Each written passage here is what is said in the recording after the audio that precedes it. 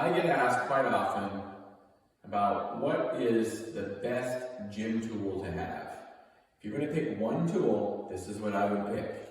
I would pick a kettlebell. You don't need a very heavy one, honestly. You can do a lot with a 30-pound kettlebell. Probably best to have two because you can do a lot of leg work with the heavier one, and then you can do some lower or upper body work with the lighter one.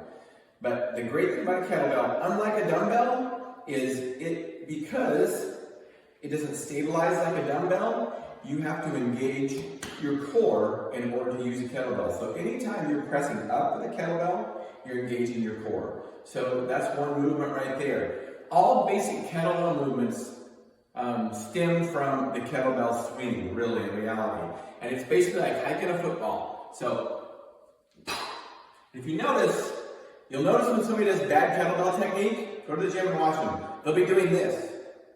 That's not what you're supposed to do with kettlebell swing. It all comes from the hips.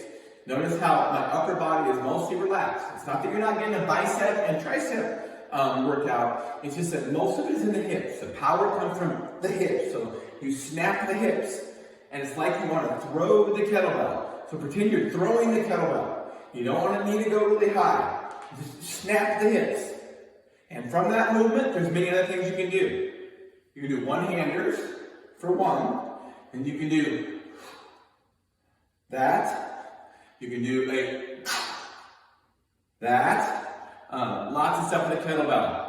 Just the basic squat, basic deadlift.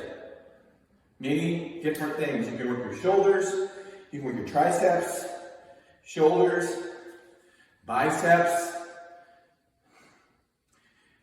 I recommend a light kettlebell and a heavier kettlebell. That's all relative depending on what you need, but you get those two things, a light and a heavy kettlebell, and you will be set for most strength training in the gym.